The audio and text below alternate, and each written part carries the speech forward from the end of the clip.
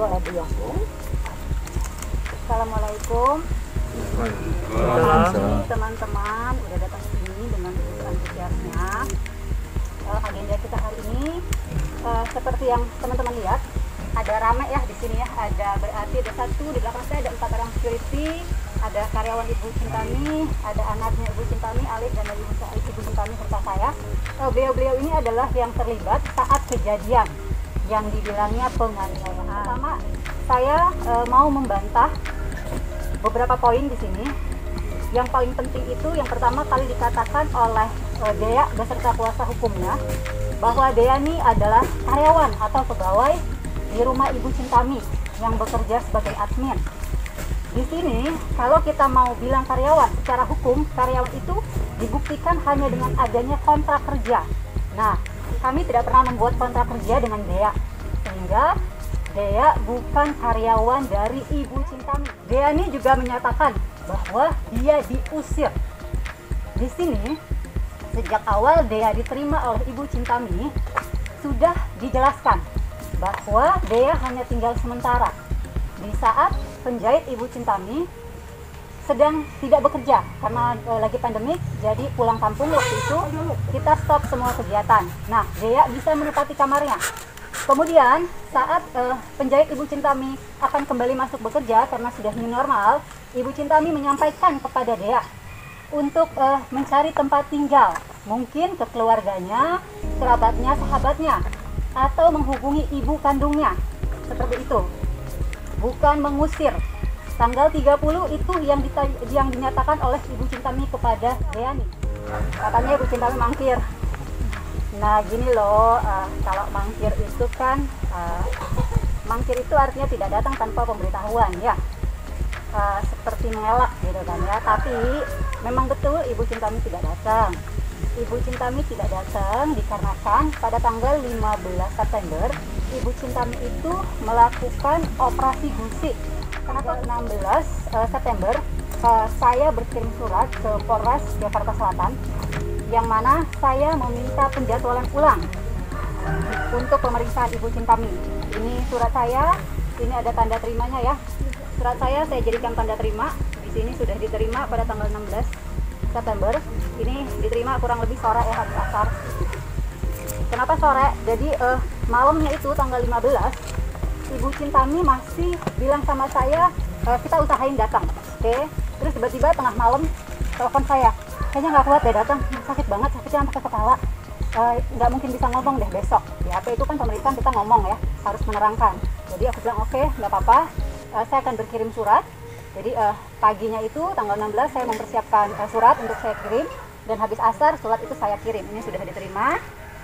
Kemudian saya mau menunjukkan bahwa operasi gusi itu benar adanya. Ini adalah surat keterangan dokter di mana Ibu Cintami Atmanegara melakukan operasi gusi. Ya, di sini surat keterangannya dokter juga minta Ibu Cintami untuk istirahat minimal 2 hari dari tanggal 16 sampai tanggal 17. Surat asli keterangan dokter ini saya lampirkan dalam surat saya kepada Polres Jakarta Selatan. Itu. Nah, berita terbarunya adalah yang saya mau sampaikan hari ini. Pagi tadi saya baru saja membuat laporan dugaan pengerusakan yang diduga dilakukan oleh Deani Ivanda. Diduga dilakukan ya. Kenapa kalau ditanya kok baru lapornya sekarang? Jujur aja, waktu kejadian tanggal 31, tanggal 1 Agustus tuh Bu Cintami telepon saya, Yasmin datang dong ke sini mau cerita. Oke, saya datang, diceritain kejadiannya. Pada hari itu saya udah bilang, kita laporin polisi aja. Bu Cintami bilang gini, ngapain laporin polisi? Loh harus dong, ini kan pengerusakan. Dia itu kan nggak punya duit. Kalau dia mau ganti, dari mana duitnya? Terus kalau dia nggak bisa ganti di penjara gitu? Enggak lah, kasihan, nggak tega, ngapain kita penjarain orang? Kami di sini benar-benar ingin menjalani proses ini sampai kami tahu apakah benar adanya penganiayaan tersebut terbukti atau tidak, seperti itu. Nah, kalau ternyata tidak terbukti, maka kami akan melaporkan balik dengan dugaan pencemaran nama baik melalui media. Jadi teman-teman, jadi Dea itu dia bukan karyawan saya. Saya memberikan Dea itu pekerjaan karena melihat seorang wanita yang pergi malam pulang pagi, pergi malam pulang pagi. Dan dia juga waktu itu sempat mengalami demam, karena demam dan batuk. Waktu demam dan batuk, saya udah kasih obat. Bisa tanya sama Eka bagaimana saya merawat sendiri itu Dean. Karena saya melihat dia begitu terus hidupnya, jadi saya berinisiatif untuk membimbingnya supaya menjadi wanita yang normal lah. Gak usah ikut-ikut anak laki lah, pergi malam pulang pagi. Jadi saya terpikirkan menasehati. Saya kasih masukan banyak sekali. Menjadi seorang wanita itu harus bagaimana, sebaiknya begini. Belajarlah yang banyak dari saya. Saya ingin membimbing karena saya lihat ibunya kok nggak ada di sisinya ya, nggak ada. Dia hidup, kelihatannya hidup sendiri, walaupun dia bilang ibunya itu tinggal di Bali, dititipkan oleh ke sahabatnya ibunya.